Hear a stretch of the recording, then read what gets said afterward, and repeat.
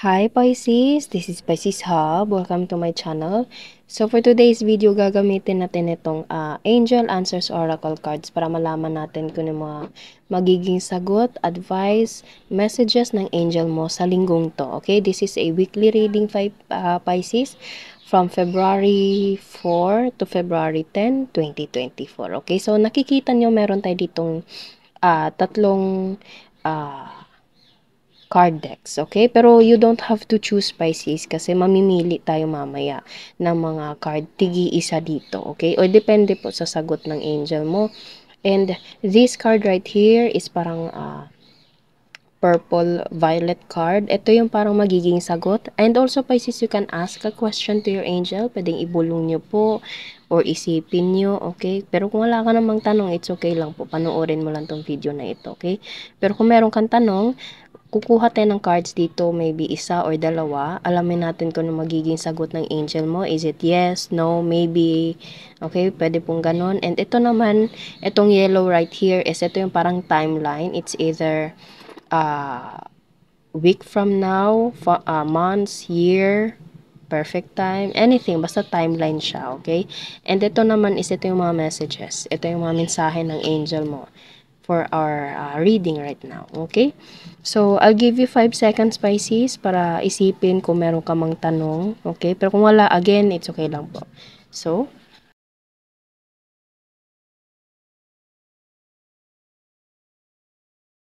okay, so I guess meron ka ng tinanong sa ating angel, okay? And Pisces, reminder lang na ito ay general reading po. So, pwede pong mag-resonate, pwede pong hindi, okay? So, kuha tayo ng sagot kung ano man yung tinanong mo kanina, Pisces. Ano po yung magiging sagot niyo po for Pisces sa linggong to? Don't stop. Huwag ka daw tumigil, Pisces. Your angel says na huwag kang tumigil. Okay, sige, kuha pa tayo ng isa. Ano pa po? There is something better. Okay, so hindi niya sinagot is it yes or no.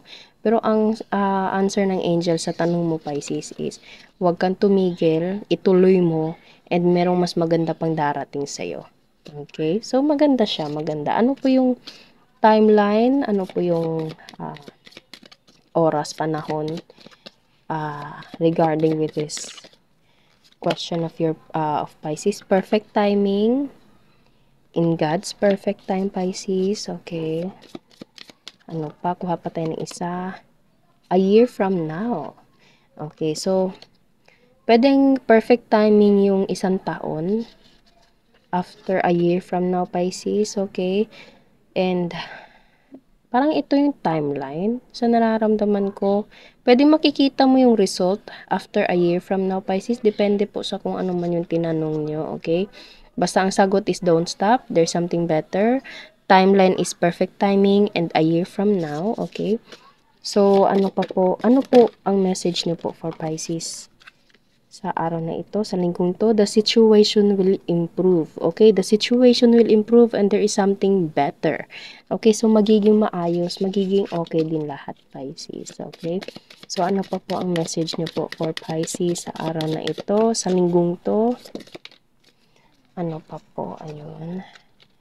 Romance and communicate clearly. Magiging maayos. Pwedeng ito ay merong connection sa love, Pisces, kasi meron tayo ditong romance. Okay? Or kung hindi naman love, pwedeng love sa asawa, sa boyfriend, girlfriend, pwede din.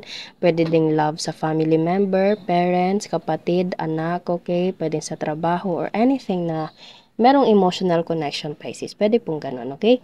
The situation will improve, romance, and communicate clearly. Communicate. Kausapin, mag-usap ng masinsinan, ng bukal sa loob, open dapat kayong dalawa, okay? Or kung sino man yung dinidil nyo po, okay? So, ito po yung sagot ng angel mo sa tanong mo, Pisces, naway nagtugma. Pero kung hindi naman, take nyo lang kung saan pong aspeto sa buhay na pwede mag-resonate po, okay? So, yun lang po ang ating reading sa araw na ito. Naway nagustuhan nyo po. Huwag niyo po sanang kalimutan na mag-like at mag-subscribe po sa ating channel and click the bell button, Pisces, para ma-notify po kayo sa next videos na i-upload natin, okay? So, thank you, Pisces, and God bless!